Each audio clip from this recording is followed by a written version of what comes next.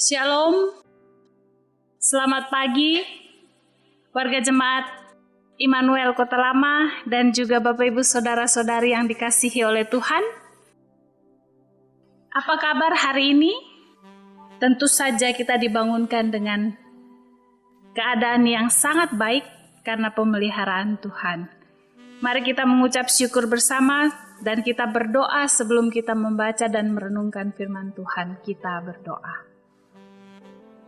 Kami mengucap syukur kepadamu ya Tuhan, karena Engkau sudah menjaga dan memberkati tidur malam kami sampai dengan pagi hari ini.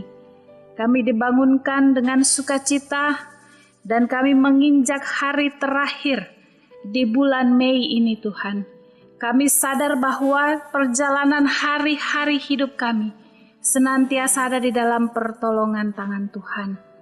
Hari ini kami ada di hari perhentian-Mu ya Tuhan.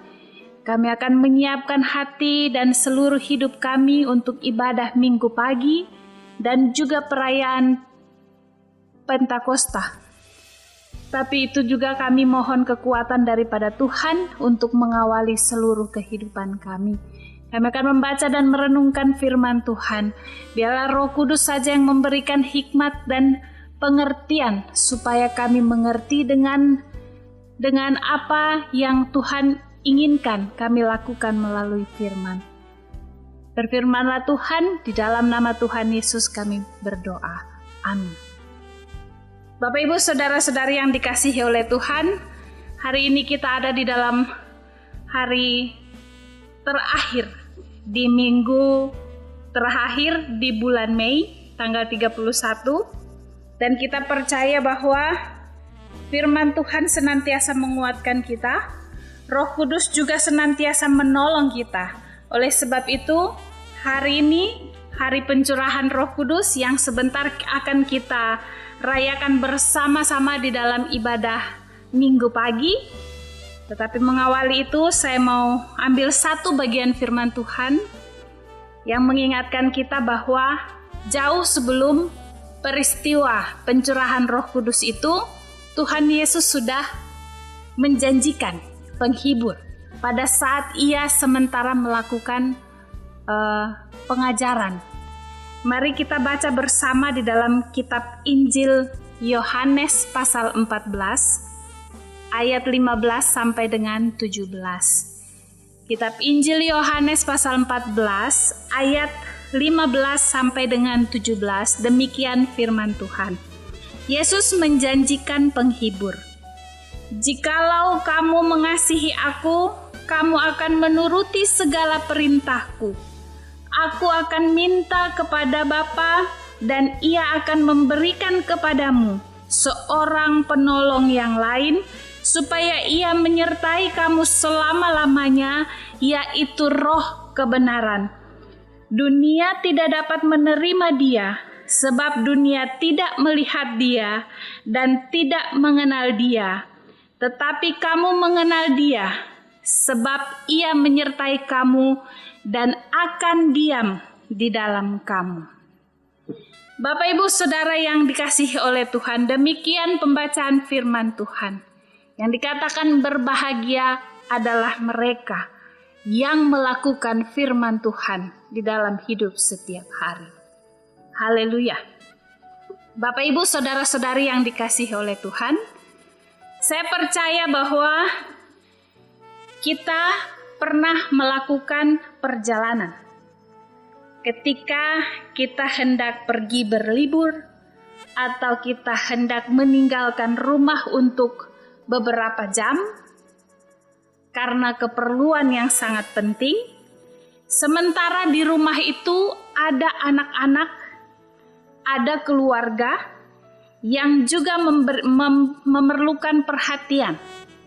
Segala sesuatu yang tersedia, apalagi contohnya seorang ibu. Seorang ibu yang akan meninggalkan rumahnya 1 hari dari pagi sampai sore untuk melakukan pekerjaan di luar atau untuk ada keperluan yang sangat mendesak. Walaupun sangat mendesak, tetapi seorang ibu itu akan mempersiapkan segala sesuatu supaya ketika ia meninggalkan rumah, ia tidak merasa khawatir anak-anaknya dapat makan atau tidak, keluarganya itu bisa menikmati makan siang atau tidak. Dia akan menyiapkan segala sesuatu dan dia akan meminta pertolongan dari orang lain. Misalnya ketika ia pergi, berarti dia minta tetangga untuk menemani anak-anak, atau minta saudaranya untuk tinggal sementara dengan anak-anak sampai ia kembali. Tetapi perbedaannya adalah orang yang akan tinggal dan menolong anak-anak di rumah itu tidak mungkin bisa melakukan semua pekerjaan yang dilakukan oleh si ibu tadi. Mungkin dia bisa memasak atau membersihkan rumah, tetapi tidak akan sama pekerjaannya dengan si ibu tadi. Ini ilustrasi awal yang mau menggambarkan bahwa ketika bepergian atau akan pergi ke suatu tempat, pasti ada persiapan pribadi maupun yang ditinggal. Hal ini jugalah yang dilakukan oleh Tuhan Yesus. Pada saat ia mulai melakukan pengajaran bersama-sama dengan para muridnya, Tuhan Yesus sudah lebih dahulu menjanjikan penghibur di dalam pengajarannya. Ketika ia menjelaskan, kalau kita lihat pasal 4 sebelumnya itu menjelaskan perikop tentang Tuhan Yesus menjelaskan keadaan rumah Bapa. Lalu kemudian dilanjutkan dengan ia menjanjikan penghibur. Di ayat 15, jikalau kamu mengasihi aku, kamu akan menuruti segala perintahku. Ayat 16, aku akan minta kepada Bapa dan ia akan memberikan kepadamu seorang penolong yang lain, supaya ia menyertai kamu selama-lamanya. Nah, dari ayat 16 ini, Tuhan Yesus mau sampaikan kepada murid bahwa tidak selamanya Tuhan Yesus akan tinggal. Beberapa waktu ke depan ia akan mengalami peristiwa-peristiwa yang harus ia genapi. Bahkan sampai kematian, kebangkitan, itu akan dia lewati. Oleh sebab itu, dia sudah sampaikan kepada para murid bahwa ia akan memberikan penolong yang lain. Tapi pada saat itu para murid tidak mengerti bahwa Tuhan Yesus sementara memperkenalkan siapa pribadi yang ketiga dari Tritunggal Allah, yaitu Roh Kudus. Di ayat 16 ini yang pertama Tuhan Yesus memperkenalkan Roh Kudus sebagai penolong yang lain. Itu yang tadi saya katakan bahwa Tuhan Yesus setelah pekerjaannya, pengutusannya itu, karyanya itu selesai di dunia, ia akan kembali kepada Bapa di sorga. Nah, Tuhan Yesus memperkenalkan pertama kali Roh Kudus sebagai penolong yang lain. Yang dimaksud dengan Tuhan Yesus penolong yang lain ini bukan penolong yang hanya melengkapi pekerjaan Tuhan Yesus, tidak. Tetapi penolong yang betul-betul punya kuasa, punya kehadiran, dan itu berasal dari Bapa yang sama yang mengutus Tuhan Yesus. Sehingga kuasa daripada Tuhan Yesus dan kuasa dari Roh Kudus itu sama-sama berasal dari Bapa di sorga. Itu yang dimaksud bahwa Tuhan Yesus mulai memperkenalkan bahwa pekerjaan Tuhan Yesus untuk menyelamatkan manusia itu akan diteruskan oleh Roh Kudus. Itu yang pertama. Yang kedua, di sini Roh Kudus sebagai penolong yang lain itu dia adalah pribadi yang diam di dalam kita. Dia akan menyertai sampai selama-lamanya. Itu tadi di ayat 16 jelas sekali tertulis bahwa seorang penolong yang lain supaya ia menyertai kamu selama-lamanya. Berarti ketika peristiwa itu Tuhan Yesus kembali kepada Bapa di sorga, selama Tuhan Yesus masih ada bersama di Bapa di sorga, berarti tugas Roh Kudus itu akan terus berjalan, terus menerus menyertai selama-lamanya sampai Tuhan Yesus datang kembali. Nah, Lalu kemudian dijelaskan di ayat 17 bagian pertama, Roh Kudus yang penolong yang dimaksud itu adalah roh kebenaran. Tuhan Yesus sebelumnya katakan bahwa akulah kebenaran, roh dan kebenaran itu. Berarti roh kebenaran ini adalah Tuhan Yesus sendiri. Ini kita belajar bahwa 3 pribadi Allah, Tritunggal Allah, Bapa, Anak, dan Roh Kudus ini sudah mulai diperkenalkan oleh Tuhan Yesus pada pengajarannya. Lalu kemudian roh kebenaran itu yang dimaksud oleh Tuhan Yesus adalah Roh Kudus yang akan menolong, yang akan menyertai, yang akan mendampingi, yang akan menghibur.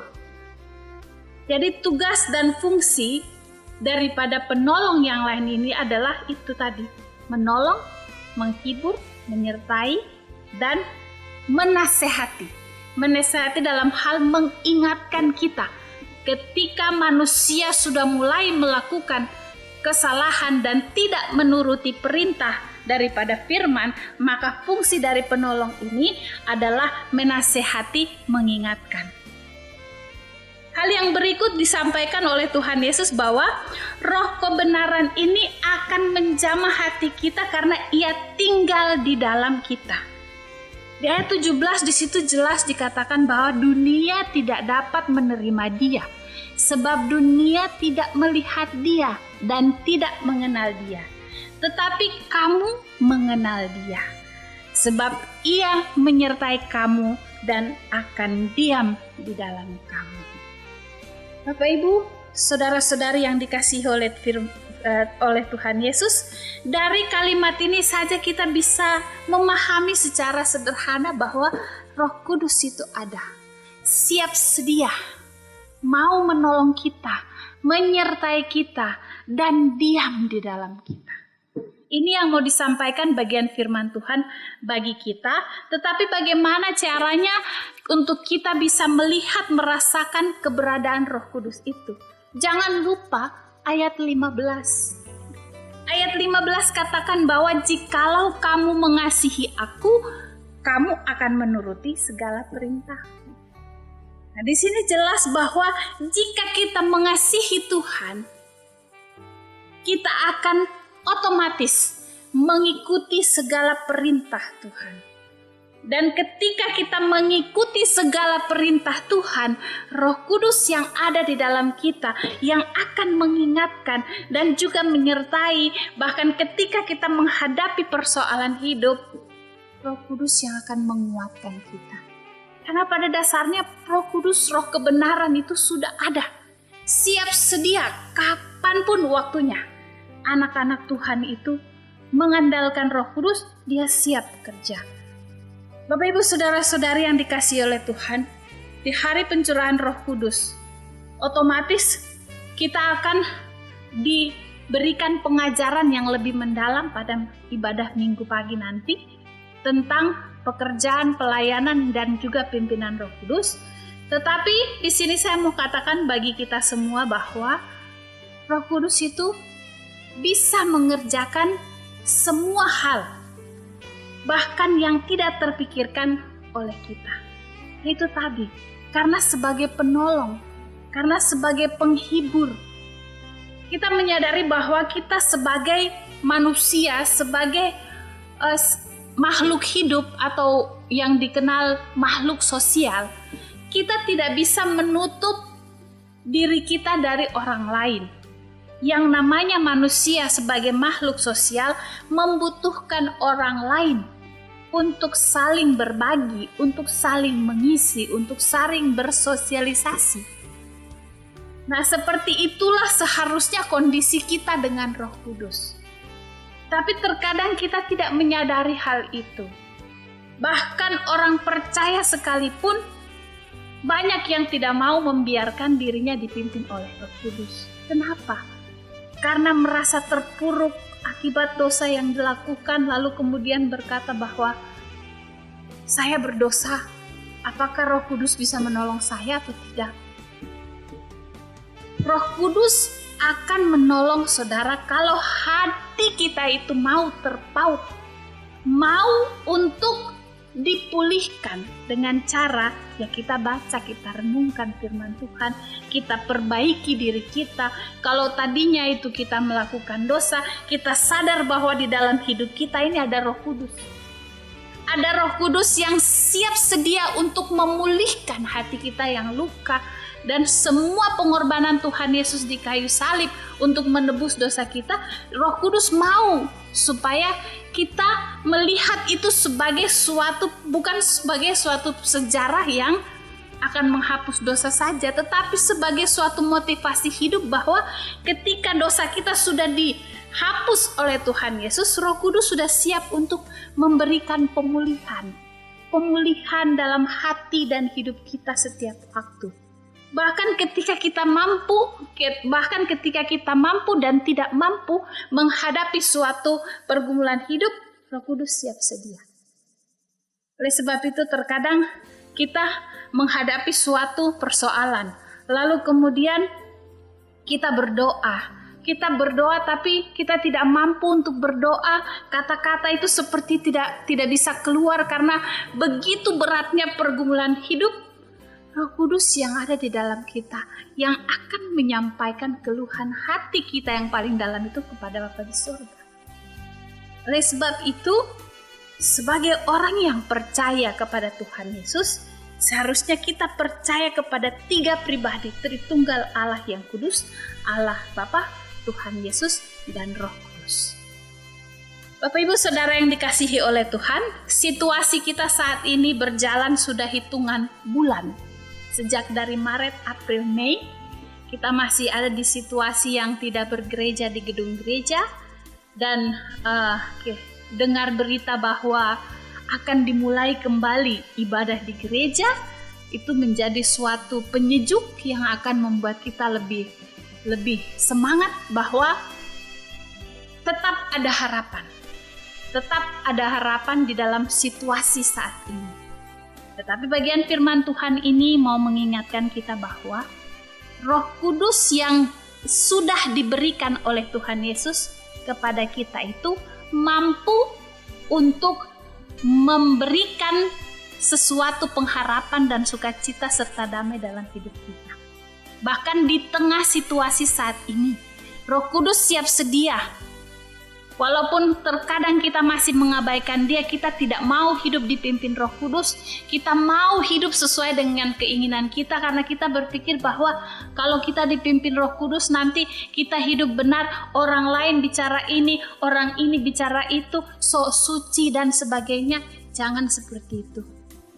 Yang Tuhan kehendaki kita lakukan dalam hidup setiap hari adalah hidup sesuai dengan yang Tuhan kehendaki, yaitu hidup di dalam roh dan kebenaran. Oleh sebab itu, Roh Kudus ini sudah diberikan bagi Bapak Ibu Saudara dan saya di dalam kehidupan kita setiap hari.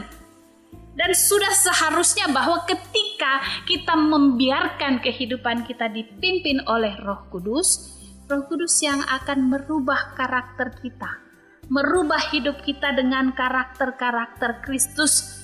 Seperti buah-buah roh itu, buah-buah roh yang akan dihasilkan dalam sikap kita sehari-hari, itu hasil dari pimpinan Roh Kudus. Kita akan menjadi orang yang penuh kasih, kita akan menjadi orang yang bersukacita walaupun hidup kita susah, kita akan tetap mempunyai damai sejahtera karena kita punya Kristus. Bahkan di dalam kesulitan hidup kita menjadi orang yang sabar, kita ramah kepada orang lain, hidup kita dilimpahi dengan kebaikan, kelemah lembutan, lalu kemudian ada iman yang semakin kuat kepada Tuhan Yesus, dan di dalam pimpinan Roh Kudus, kita akan dimampukan untuk menguasai diri kita. Supaya ketika kita berhadapan dengan dosa, Roh Kudus yang akan mengingatkan kita bahwa jangan itu dosa, jangan, tidak boleh.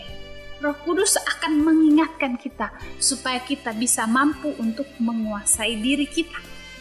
Dan kehidupan kita setiap hari semakin baik kalau kita mau terus dipimpin oleh Roh Kudus. Bapak, Ibu, Saudara-saudari yang dikasihi oleh Tuhan, mari kita belajar untuk melibatkan Tuhan Yesus dan Roh Kudus di dalam seluruh kehidupan kita.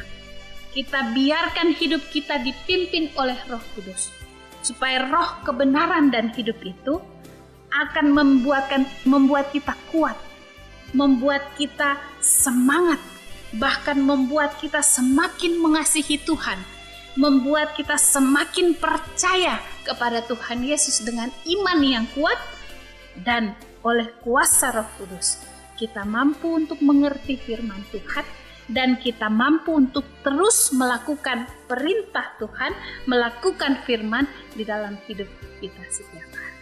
Percaya dan lakukan itu, maka Tuhan Yesus akan memberkati kita senantiasa. Amin. Demikian renungan pagi hari ini, mari kita berdoa. Terima kasih Bapa di sorga, Tuhan Yesus dan Roh Allah yang kudus. Pagi ini kami belajar dari firman Tuhan bahwa Roh Kudus yang adalah roh kebenaran, pribadi dari Tritunggal Allah yang kudus, sudah diberikan bagi kami. Menjadi pengajaran bagi kami bahwa terkadang kami mengabaikannya karena keinginan hati dan hidup kami. Kami cenderung lebih memilih keinginan yang menyenangkan mata telinga, seperti keinginan duniawi. Kami cenderung untuk mengabaikan Roh Kudus yang ada di dalam kami. Tetapi firman Tuhan mau menguatkan kami bahwa ketika Roh Kudus sudah dicurahkan, bahwa Roh Kudus sudah diberikan untuk kami sebagai anak-anak Tuhan. Ajar kami Tuhan untuk tetap kuat, bersandar kepada Tuhan, menyerahkan seluruh kehidupan kami. Di dalam pergumulan kami serahkan ke dalam tangan Tuhan. Dan ajar kami untuk membiarkan Roh Kudus memimpin seluruh kehidupan kami. Supaya buah-buah roh itu nampak di dalam sikap dan perilaku kami setiap waktu. Terima kasih untuk firman-Mu Tuhan. Kami akan mempersiapkan kehidupan kami, keluarga kami, pribadi, dan semua rumah tangga kami untuk ibadah perayaan Minggu pagi yang akan kami semua lakukan di rumah-rumah kami masing-masing, dan juga live streaming yang akan dilaksanakan pada ibadah jam 9 pagi ini. Kami mohon penyertaan dan kasih Tuhan, Ibu Pendeta Sandi yang akan memimpin. Tuhan berkati dengan hikmat dan wibawa Allah, dan seluruh kehidupan jemaat yang sakit, Tuhan jamah, Tuhan sembuhkan. Semua yang berbeban berat, Tuhan beri kelegaan. Kami percaya bahwa kehidupan kami semua ada di dalam tangan Tuhan. Kami berdoa menyerahkan teman-teman tim multimedia yang senantiasa bekerja untuk kemuliaan nama Tuhan dengan setia dan dengan talenta yang sudah Tuhan berikan bagi mereka. Kiranya kesehatan, kekuatan Tuhan selalu berikan bagi mereka di dalam tugas dan tanggung jawab pribadi, pelayanan dan pekerjaan masing-masing. Terima kasih Bapa di sorga. Di dalam nama Tuhan Yesus kami berdoa, dan kami mohon ampun untuk setiap salah dan dosa kami. Kiranya kasih karunia dari Allah Bapa, anugerah dari Tuhan Yesus dan Roh Allah yang kudus senantiasa menolong, menyertai dan memberkati kehidupan kami. Amin. Bapak Ibu Saudara-saudari yang dikasihi oleh Tuhan, demikian renungan kita di pagi hari ini. Biarlah senantiasa diberkati oleh Tuhan. Tetap kuat dengan iman dan percaya selalu kepada Tuhan Yesus dan Allah Bapa dan Roh Kudus. Tuhan Yesus memberkati kita semua. Shalom.